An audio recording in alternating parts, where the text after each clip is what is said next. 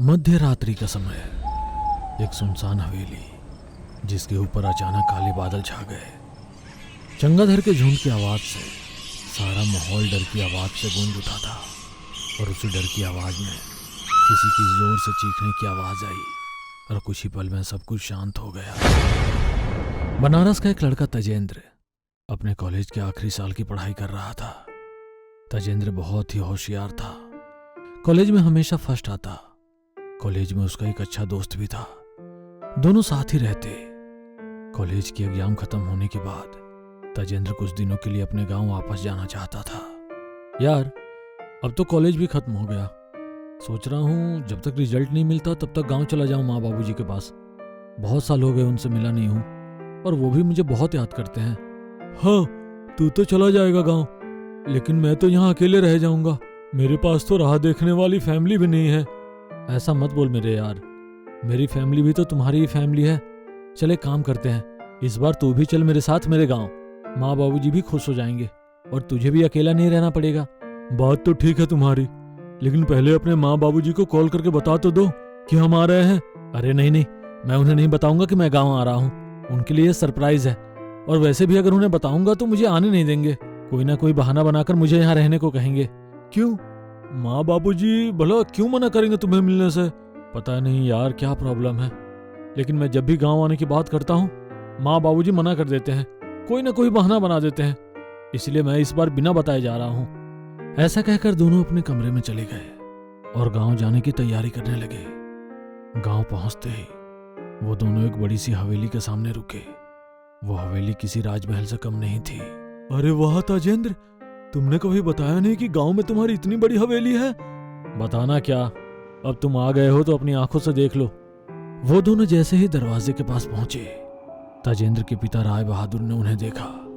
उन्हें देखते ही उनकी आंखों में डर बैठ गया। बेटा, तुम यहाँ क्यों आए और हमें बताया क्यों नहीं कि तुम आ रहे हो? और तुम्हारे साथ ये कौन है? बाबूजी, अगर मैं आपको बता देता कि मैं आ रहा हूँ तो आप मुझे आने नहीं देते, इसलिए मैं खुद आ गया आप दोनों से मिलने।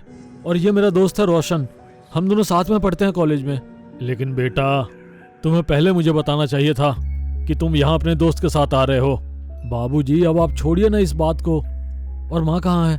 कहीं दिखाई नहीं दे रही है। तुम्हारी माँ कुछ दिन के लिए बाहर गाँव गई है, 2-3 दिन में आ जाएगी। अच्छा ठीक है, मैं अब फ्रेश होता हूँ, थोड़ी देर आराम करता हूँ। रात में खाने के समय मुझे आवाज दीजिएगा। ताजेंद्र और रोशन कमरे में चले गए। राय बहादुर के चेहरे पर डर साफ दिखाई दे रहा था। ताजेंद्र नहाने के लिए गया, तब उसे अचानक एक खुशबू आई। वो खुशबू में ऐसे खो गया जैसे किसी ने उसे मोहित कर लिया हो। बहुत देर के बाद भी ताजेंद्र बाहर नहीं आया, इसलिए रोशन ने बाहर से दरवाजा खटखटाया और आवाज लगाई। रोशन की आवाज से ताजेंद्र होश में आया और बाहर आ गया।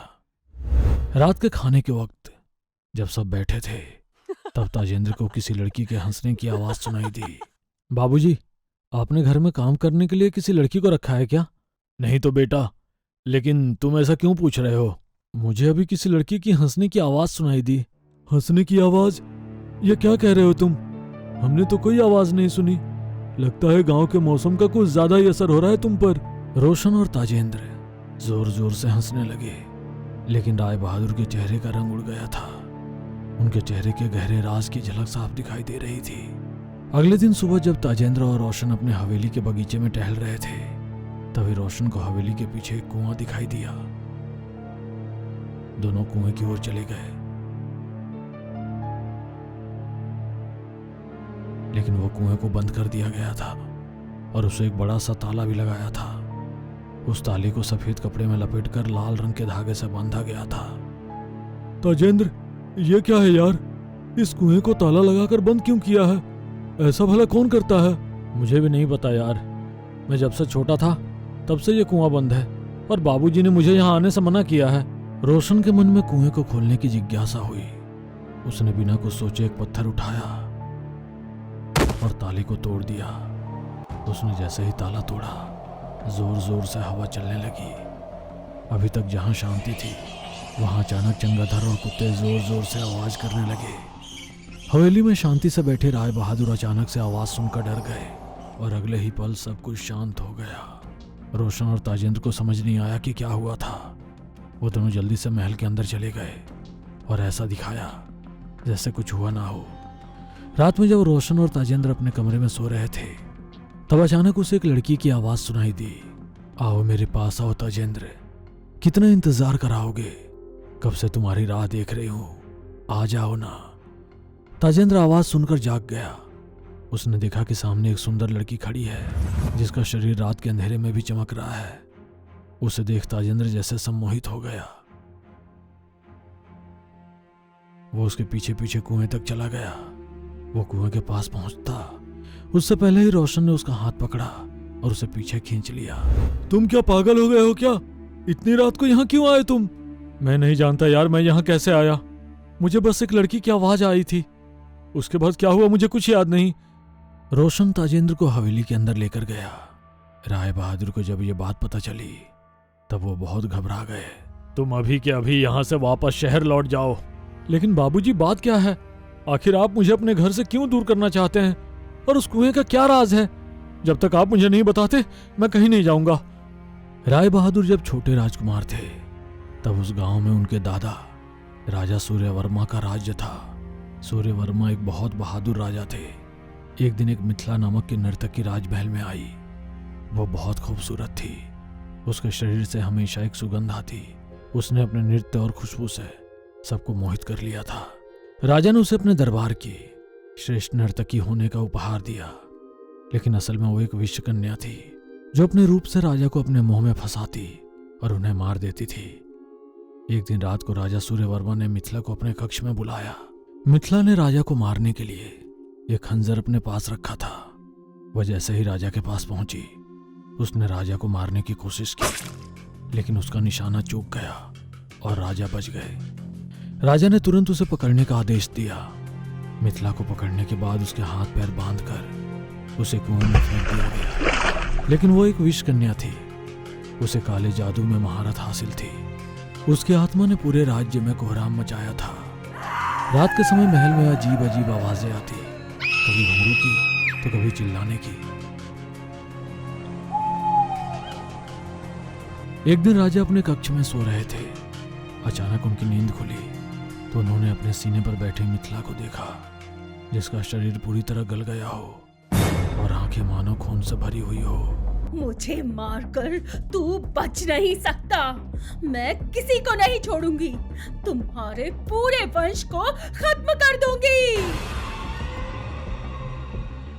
अगले दिन राजा ने अपने राज्य के साधु को बुलाया।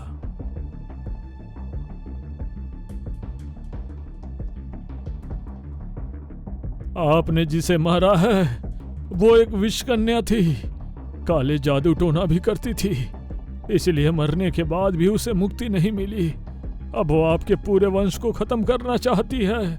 लेकिन कोई तो उपाय होगा इन सबसे बचने का। साधुओं ने कुएं के पास एक यज्ञ किया और उसकी आत्मा को उस कुएं के अंदर कैद किया और उसे एक अभिमंत्रित धागे से बांध दिया। याद रहे राजा जी, ये ताला जब तक बंद है तब तक सब कुछ ठीक रहेगा। गलती से भी ये ताला खुलना नहीं चाहिए। उसके कुछ दिनों के बाद ही राजा की अकस्मात रूप से मृत्यु हो गई। किसी को पता नहीं चला कि आखिर ये हुआ कैसे।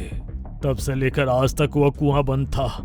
तुमने उस ताले को तोड़कर उस आत्मा को फिर से मुक्त कर दिया है। अब ना जाने वो क्या करेगी। तभी बाहर एक जोर से कुछ टूटने की आवाज आई। सबने बाहर जाकर देखा तो कुएं का ढक्कन टूटकर बाजू में गिरा था और कुएं का पानी बाउंडर की तरफ ऊपर आया था और मिथिला पानी में एक भयानक रूप के साथ थी। उसकी आंखों में बदले की आग साफ नजर आ रही थी। बदले की कहानी तो पूरी हो गई। अब मेरा बदला भी पूरा होगा। ऐसा कहकर उसने राय बहादुर को अपने पानी के जाल में फंसा लिया। राय बहादुर जोर जोर से चिल्ला रहे थे, ताजेंद्र, तुम यहाँ से भाग जाओ, अपनी जान बचाओ और यहाँ कभी वापस मत आना। ताजेंद्र और रोशन वहां से भाग रहे थे कि मिथिला ने ताजेंद्र को भी अपनी पानी के लपेट में ले लिया। दोनों को पकड़कर वो जोर जोर से हंसने लगी। उसने राय बहादुर को पानी में फेंक दिया। थोड़ी ही देर में राय बहादुर की लाश पानी के ऊपर आ गई। रोशन को कुछ समझ नहीं आ रहा था। वो जोर जोर से हनुमान चालीसा का जाप करने लगा। जय हनुमान ज्ञान गुण सागर, जय कपीस तिहु लोक उजागर, रामदूत अतुलित बलधामा, अंजनी पुत्र पवन सुत नामा। उस जाप से मिथिला की शक्तियां कमजोर होने लगी। वो जोर जोर से चिल्लाने लगी, बंद करो ये मंत्र पढ़ना, बंद करो। मिथिला ताजेंद्र को पानी में लेकर ही जा रही थी कि रोशन ने उसका हाथ पकड़ लिया और उसे बाहर खींच लिया। मिथिला कुएं के अंदर चली गई थी। थोड़ी ही देर में सब कुछ शांत हो गया। कुएं का पानी भी शांत हो गया था। रोशन और ताजेंद्र जल्दी से वहां से भाग गए, लेकिन कुछ ही समय में कुएं का पानी फिर से भवंडर का रूप लेने लगता है। मिथिला वापस पानी के ऊपर आकर, मैं किसी को नहीं छोड़ूंगी, किसी को नहीं। क्या आपको हमारे चैनल स्पूकी स्पूकी फ्राइडे के वीडियोस पसंद आते हैं? अगर हां, तो प्लीज हमारे चैनल को सब्सक्राइब कर लीजिए, क्योंकि आपको पता है जिन लोगों ने सब्सक्राइब किया है उन्हें हमारे स्टोरीज सबसे पहले मिलते हैं।